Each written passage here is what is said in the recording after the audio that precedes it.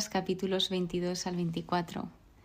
Hace ya más de un año llegó una bendición, o sea, un milagro a nuestra familia, que fue el retiro de Emaús que hizo mi madre. Y yo recuerdo ese fin de semana como si no hubiese mañana. Yo rezaba muchísimo por ella, por su conversión, porque se acercase al Señor. Y fue más de un año esa oración. Por eso no hay nada imposible para Dios. O sea, la oración es muy poderosa, muy efectiva y el Señor nunca defrauda. Y una de las cosas que le repetía a mi hermana era: no sé si la mamá vendrá. Pueden pasar dos cosas: o que venga queriéndome mucho más, o que me desherede.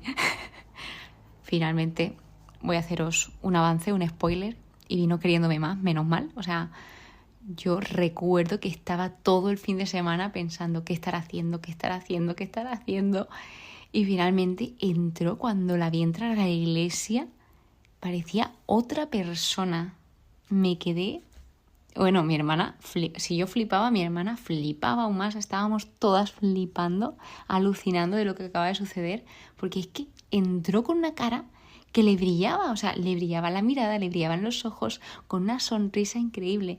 Y por eso es que he querido compartir este episodio con ella y que ella nos cuente ese capítulo de Emaús, lo que a ella le transmite y la importancia que tiene para ella. Bienvenida. Comentar el pasaje del Camino de Emaús para mí tiene un significado muy especial, que quizá con el tiempo lo podréis averiguar por vosotros mismos. Brevemente, se trata de que dos de los discípulos regresaban hacia Emaús, su pueblo, y se encontraron con un tercer caminante, que era Jesús, que no reconocieron, y ellos mismos le explicaron que Jesús, el Mesías, había muerto y les había truncado todos los planes que tenían ellos en cuanto a que les llevara a la tierra prometida. Prosiguieron, y al llegar a su pueblo, como casi anochecía, ellos le invitan a que se quede con ellos ya que cae la noche. En ese momento acepta, se ponen a cenar, y a la hora de partir el pan ellos se quedan pensativos, recordando, yo creo que de alguna manera, el reflejo de la última cena, y es cuando advierten que es Jesús. Rápidamente él desaparece, y es cuando se dicen el uno al otro que realmente algo ha pasado y que es Jesús, que sí que llevaban razón las mujeres y que había resucitado. Tras lo cual se van rápidamente a Jerusalén y empiezan a comentarlo según nos comenta la Biblia.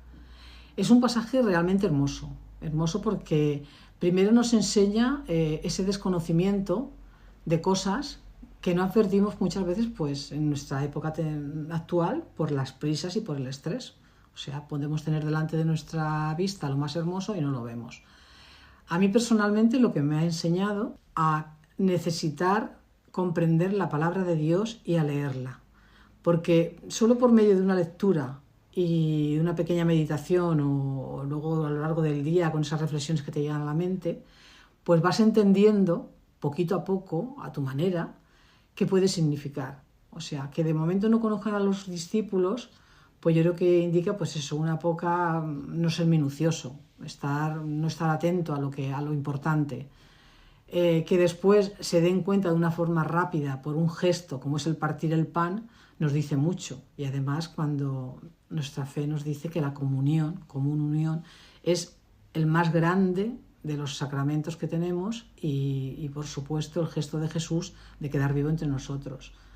Creo que con esto es mi resumen, que Jesús está entre nosotros, que nos ha dejado el gesto de la comunión para que sigamos sintiéndolo, y desde luego la palabra y la oración es lo que nos van a poner en sus manos y realmente sentir lo que Él nos quiere transmitir con la palabra.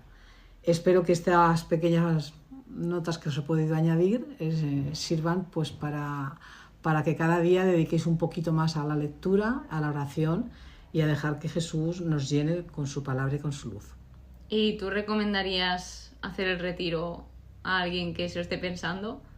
Desde luego, un rotundo sí, puesto que el retiro para mí significó un punto de inflexión. Es lo que se dice hoy, reinventarse. Yo esa palabra no la utilizo, pero sí que fue el momento en el que la curiosidad empezó a despertar en mí y fue lo que me llevó a buscar que la palabra me dijera cada día una cosa, porque cuando ya llevas un tiempo, ya por ejemplo acudir a misa, la necesidad de la Eucaristía, importantísimo, la necesidad del sacramento del perdón, es algo que pensamos que confesándonos con Dios es suficiente, y yo no sabía muchas cosas que realmente están ahí, y por no haber tenido esa curiosidad antes, las estoy descubriendo ahora, cosa que me parece formidable.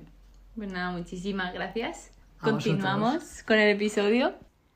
Ahora sí, abordando desde el principio, el capítulo 22 empieza con la pasión y habla de la conspiración contra Jesús y la traición de Judas, donde los sumos sacerdotes y los escribas buscaban cómo hacer desaparecer a Jesús.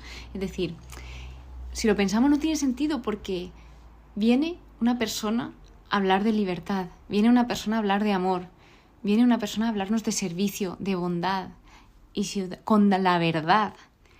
Y si os dais cuenta, buscaban cómo hacerle desaparecer.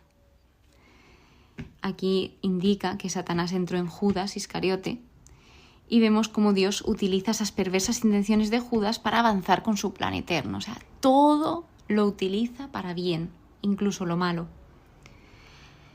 Y ya empiezan los preparativos para la cena pascual, donde el día de los ácimos era el día donde se sacrificaba un cordero de Pascua. Jesús envía a Pedro y a Juan para preparar la Pascua. Fueron y encuentran todo tal cual Jesús les había dicho, preparan la Pascua. En la cena pascual, una de las cosas que dice Jesús que más me impacta es: con ansia he deseado comer esta Pascua con vosotros antes de padecer.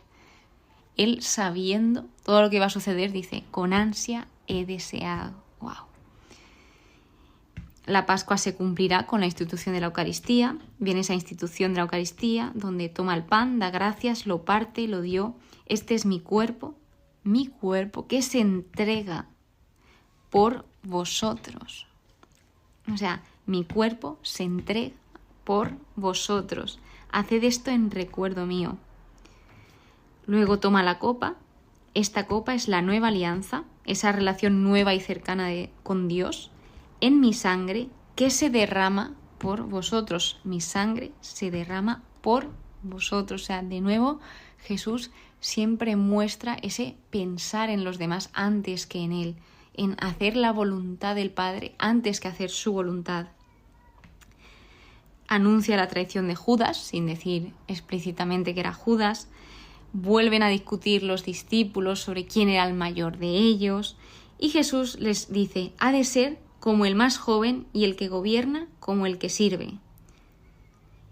Pues yo estoy en medio de vosotros como el que sirve. O sea, Jesús viene y en lugar de venir en la posición más alta a los ojos de un humano, viene en la posición más baja, o sea, el mismo Dios. Y Él nos enseña que Él ha venido a servir.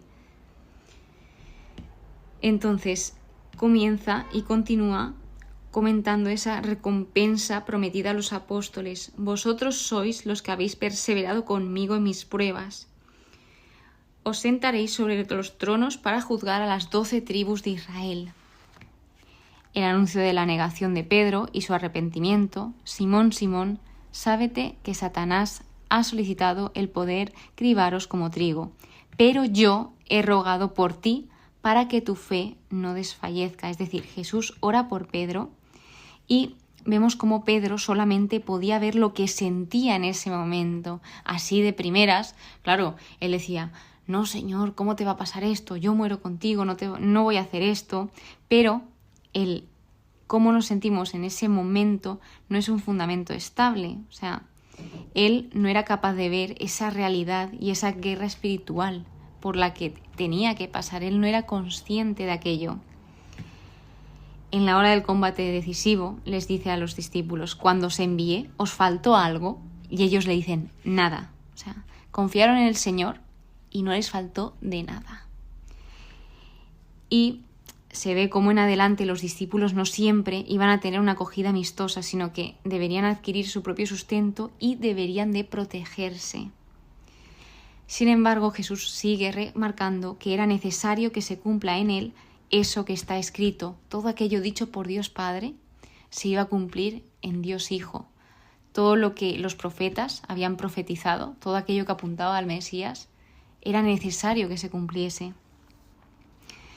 Se encuentran en el Monte de los Olivos, los discípulos de Jesús, y les dice: pedid que no caigáis en tentación. O sea, les muestra esa necesidad de orar, como he comentado al principio del episodio. O sea, no hay nada imposible para Dios.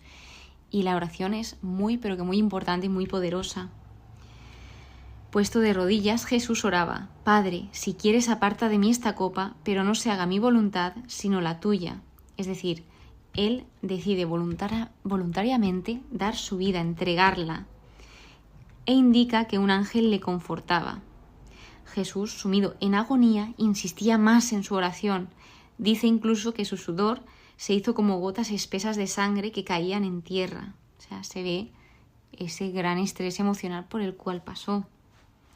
Cuando regresa, encuentra a los discípulos dormidos por la tristeza, les pregunta y les vuelve a remarcar: levantaos y orad para que no caigáis en tentación. Y todo esto lo dijo por su propio bien, por el bien de los discípulos. Luego prenden a Jesús, que lo traiciona Judas con ese beso. Judas, con un beso, entregas al Hijo del Hombre. O sea, ese beso como señal de traición. Y los discípulos intentan herir a aquellos que van a recoger a Jesús, a prenderlo. Y le dice Jesús: basta ya, dejadlo. Jesús lo que hace es curar la oreja de uno de aquellos que iban a capturarlo, porque uno de sus discípulos le había herido la oreja. Entonces Jesús curó al siervo del sumo sacerdote. Es decir, vemos cómo él sana ese daño causado por uno de sus discípulos. Y él lo que les está llamando a sus discípulos es: no uséis la violencia. Literalmente les acababa de decir que era necesario que se cumpliese todo lo escrito. Así que Jesús acaba diciendo que lo han capturado como si fuese un bandido, han ido por él como si él fuese un bandido, pero esta es vuestra hora y el poder de las tinieblas. Continúan las negaciones de Pedro, que algo a destacar de este evangelio según San Lucas, que no había visto hasta ahora, es que el Señor, cuando lo niega, se vuelve y mira a Pedro. Y entonces es cuando Pedro se acuerda de las palabras que Jesús le dijo, que iba a negarlo, y saliendo fuera rompe a llorar amargamente. Es decir, pero Pedro, a pesar de caer, no se perdió, porque él supo arrepentirse y supo volver al Señor. Empiezan los primeros ultrajes donde se burlaban, golpeaban, insultaban a Jesús. Y ya empieza Jesús en el Sanedrín, donde le preguntaban, aunque pues le preguntaban, generalmente no solía responder, y una de las contestaciones que dio es: si digo, no me creeréis, y si os pregunto, no me responderéis. Así que de ahora en adelante lo que les deja claro es que el Hijo del Hombre estará sentado a la diestra del poder de Dios. Le preguntan: ¿eres el Hijo de Dios? Yo soy, responde Jesús. A pesar de estas acusaciones, a pesar de cómo le trataron, no pudieron destruir su misericordia. Y viene el capítulo 23 de Jesús ante Pilato. De nuevo, acusan a Jesús, que esto me hizo mucha gracia, que no lo había leído hasta ahora, prohibiendo pagar los tributos al César, cuando Jesús aclara mucho antes que lo de César, dárselo al César, y lo de Dios a Dios. O sea, está diciendo que cumplan su responsabilidad de pagar esos impuestos. Entonces me hace gracia que lo acusen de algo que es totalmente falso. ¿Eres tú el rey de los judíos? Sí, tú lo dices. Pilato comenta y dice que no encuentra en él delito alguno. Llevan a Jesús ante Herodes, que Herodes tenía muchas ganas de verlo, o sea, se alegró mucho de verlo. Jesús no le respondió nada y Herodes también lo despreció, se burló de él. En ese momento, Herodes y Pilato se hicieron amigos, que ellos estaban enemistados. De nuevo Jesús ante Pilato vuelve a decir que no encontraba delito alguno, incluso hasta 3 veces, porque dice que lo va a soltar, y el pueblo decía: no, suelta a Barrabás, que Barrabás realmente sí que tenía culpa y sí que había hecho delitos. Sin embargo, le decían el pueblo a Pilato sobre Jesús: crucifícalo, crucifícalo. En ese camino del Calvario, donde aparece Simón de Cirene, aparecen unas mujeres llorando que se lamentaban por él, y Jesús se volvió a ellas y les dice, que esto a mí me impactó en uno de mis primeros viacrucis, de mi primera Semana Santa como practicante, que les dice: hijas de Jerusalén, no lloréis por mí, llorad más bien por vosotros y por vuestros hijos. ¡Wow! y le continúa la crucifixión, que este es el quinto misterio doloroso del Rosario, donde aquí la muchedumbre finalmente se arrepiente, Jesús es crucificado junto con otros dos y de nuevo el amor de Jesús nunca falla. Esto que dijo de amad a los enemigos, haced el bien, orad por los que os persiguen, él estaba siendo totalmente ejemplo, porque en lugar de quejarse, en lugar de insultarlos, en lugar de contestarles mal, lo único que dijo es: Padre, perdónalos porque no saben lo que hacen. O sea, infinita misericordia de Jesús. Jesús en la cruz, incluso ahí, es ultrajado, es burlado, y aparece el buen ladrón.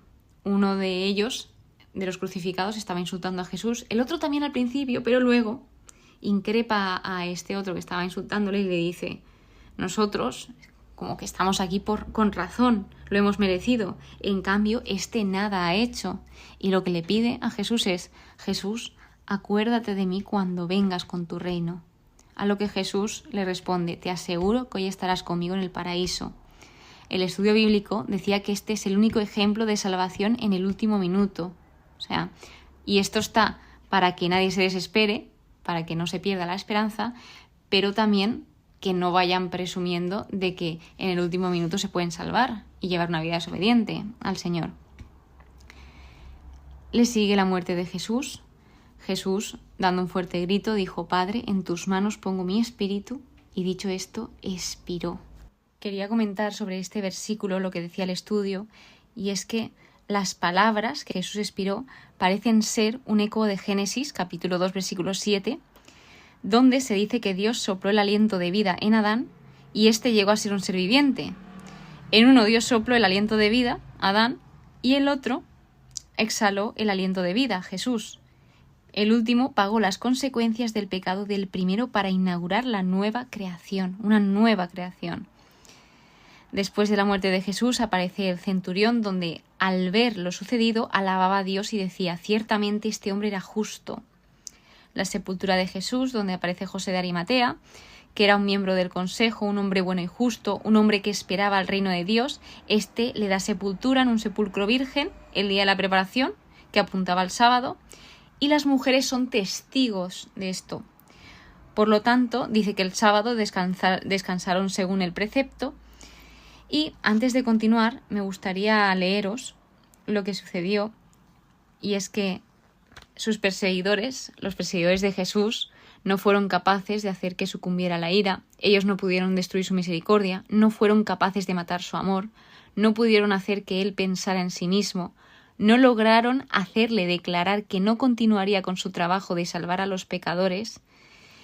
Y pues esto, la verdad que cuando lo leí me apasionó, o sea, me encantó cómo estaba escrito. Después de la resurrección, el capítulo 24 empieza con el sepulcro vacío, donde los ángeles dan un mensaje a las mujeres, que este es el primer misterio glorioso del Rosario.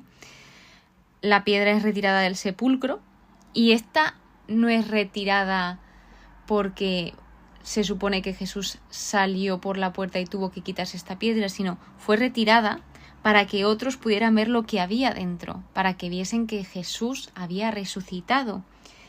Y esos dos ángeles, con vestidos resplandecientes, se aparecen ante las mujeres, ellas estaban asustadas, y les dicen: ¿por qué buscáis entre los muertos al que está vivo? Ha resucitado, recordad cómo os habló. Y ellas recordaron al instante sus palabras, recordaron las palabras que Jesús les había dicho previamente. El amor ganó, el amor de Dios ganó contra el odio del hombre, y estas mujeres enseguida van a contárselo a los apóstoles, a los 11. Van María Magdalena, Juana, María la de Santiago y las demás. Y fijaos, porque en el primer siglo el testimonio de las mujeres no se consideraba autoritativo. Sin embargo, Lucas está enfatizando ese gran respeto por las mujeres. Es más, las mujeres fueron las primeras en ver a Jesús resucitado. Pedro va al sepulcro. Pedro, en cuanto escucha esto, se levanta, corre al sepulcro, ve solo los lienzos y vuelve asombrado. Después le sigue el capítulo de los discípulos de Emaús, que hemos comentado al principio del episodio.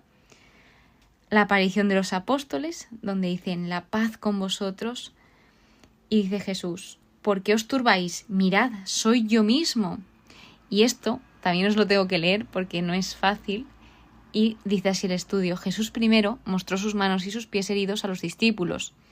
Con esto, Jesús quería establecer tanto su identidad como su existencia corporal, y que en un estado transformado estaba el mismo cuerpo que tenía antes de la cruz, en la cruz y puesto en la tumba. Los discípulos no acababan de creérselo a causa de la alegría, estaban asombrados, y Jesús les pregunta: ¿tenéis aquí algo de comer? A lo que pues acabaron comiendo todos juntos, y Jesús les da las últimas instrucciones a los apóstoles.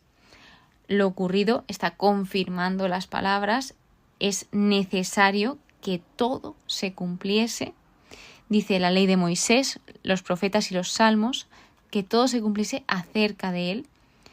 Y lo que hizo fue abrir sus mentes para que comprendieran las Escrituras. Vosotros sois testigos de estas cosas. Ahora voy a enviar sobre vosotros la promesa de mi Padre, que es el Espíritu Santo. Finaliza con la ascensión cerca de Betania. Jesús alza las manos, los bendice y fue llevado al cielo. Y los discípulos volvieron a Jerusalén llenos de alegría y estaban siempre en el templo alabando a Dios. Así es como finaliza y da la conclusión del Evangelio según San Lucas. O sea, menudo capítulo, cuántas cosas. Pero, yo quería dar gracias a Emaús por todo el bien que hace, por todo lo que está acercando a las personas al Señor, por esos reencuentros que tienen personas que hacía muchísimo tiempo que no tenían una relación con el Señor o que nunca la habían tenido y están redescubriendo a Dios. Así que, pues, ojalá el Señor os siga bendiciendo siempre. Muchísimas gracias por estar aquí, muchísimas gracias por escucharme y recordad que no hay nada imposible para Dios. No dejéis de orar, porque la oración da muchísimos frutos y muchas veces no los vemos, porque lo esencial es invisible a los ojos. Que paséis muy buen día y que Dios os bendiga.